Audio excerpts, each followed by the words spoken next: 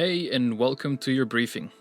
I'm a pilot on the Boeing 777, and this video we're going to focus on Kabul airport. We'll do a visual briefing on the approach and departure procedures to show you how to get in and out of Kabul and to highlight some of the threats you should focus on. The goal of this video is to give you a better overview of what to expect and to increase your comfort level if you happen to find yourself rostered for this flight.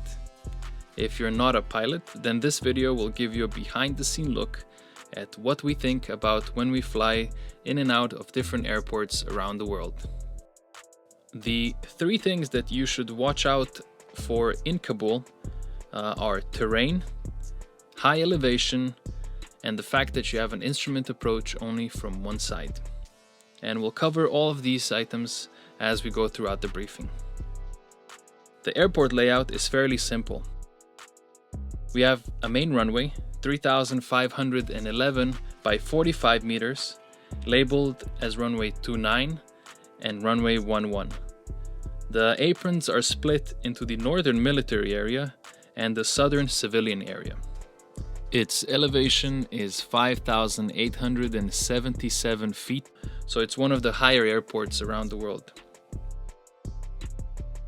ILS and RNAV approaches are only available for runway 29, and if you want to shoot the approach for the opposite runway, for runway 11, you'll have to do a circling or a visual approach. So, let's see what the approaches look like and what we need to watch out for. But remember, before departing for Kabul, you should have already run your performance to make sure you're not limited by landing distance, go around climb gradient, and brake cooling. And now that we've sorted that out, let's move on to the approach. This is the only ILS approach available at the airport. The terrain here is high, and the MSA in this sector is 16,100 feet. Usually, you'll get vectored in to position Webro, and you'll be vectored quite high at about 16,000 feet. And this is the initial approach fix.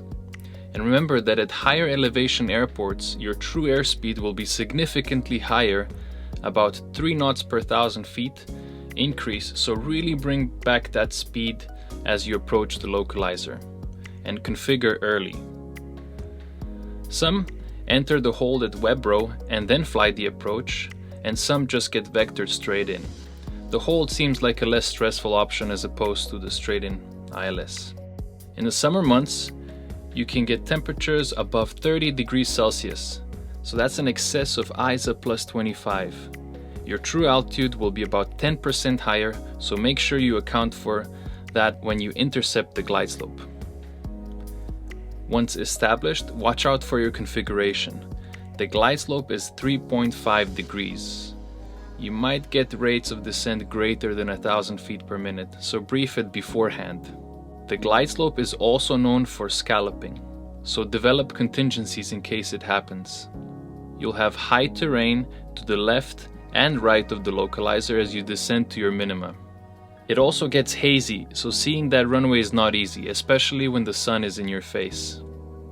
And as you approach the runway, you'll see some terrain to the right. That'll be significant for your go-around. When you're about to flare, take into account the effects of higher rates of descent and your high ground speed. In case of go-around, non-standard climb gradients apply and can go up to 5.8%. And the routing will take you close to terrain as you cross the ridge. In practice, ATC may give you vectors for a right downwind if you choose to do another approach. When shooting the RTP approach, apply the same precautions as for the ILS. But remember, when your path is based on your altimeter, warmer than ISA temperatures will result in a steeper path than charted. So take that into account for your rates of descent and configuration, and the visual cues outside the window. You may see 3 whites when visual with the poppies. Your final approach is offset by about 1 degree. So it's not that significant, and the glide path is 3.46 degrees. The standard TERP-based mist approach will take you the long way around just short of the terrain to the west. This approach is a good alternative if you don't want to rely on ground aids, but it requires significantly greater minima. The circling approach is the most interesting approach of them all.